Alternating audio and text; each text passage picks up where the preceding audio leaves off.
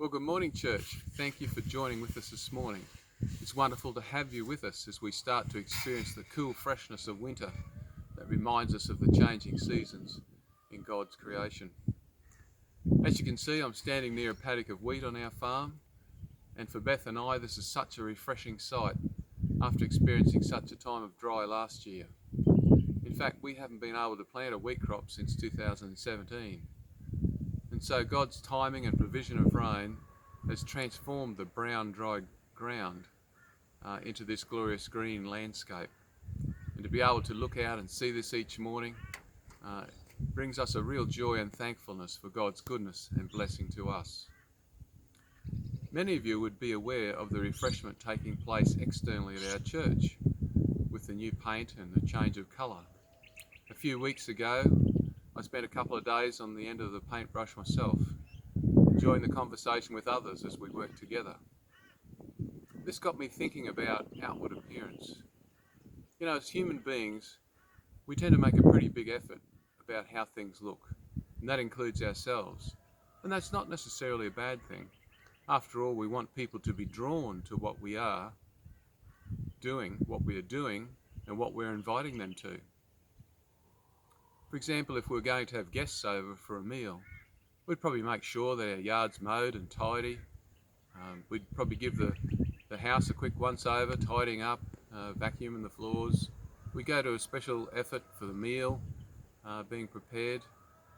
In a similar way, if we were going to a function like a wedding, we'd make an effort about the clothes we wear. The girls would get their hair done and their makeup, etc. But what does God say about outward appearance?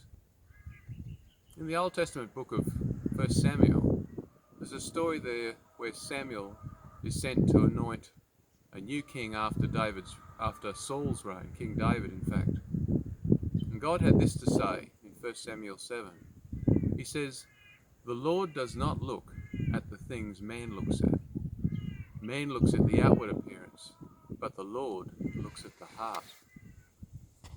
If you joined us last week, you would have heard Kyle Idleman's message on blessed are the pure in heart. He made some comparisons between the religious leaders, that is the Pharisees, and Jesus. He had a slide up there with two words, Jesus versus religion.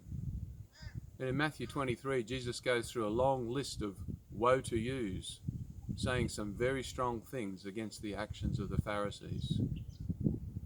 And as Kyle said, the Pharisees had a huge focus on outward appearance, whereas Jesus looks at the heart.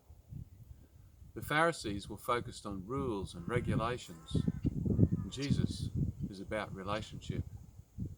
The Pharisees like to put on a show, but Jesus wants us just the way we are, real, authentic, genuine, humble, honest, transparent. He said toward the end, when we come to the end of ourselves and come clean, we find God's love and acceptance. So this morning I've chosen some songs that reflect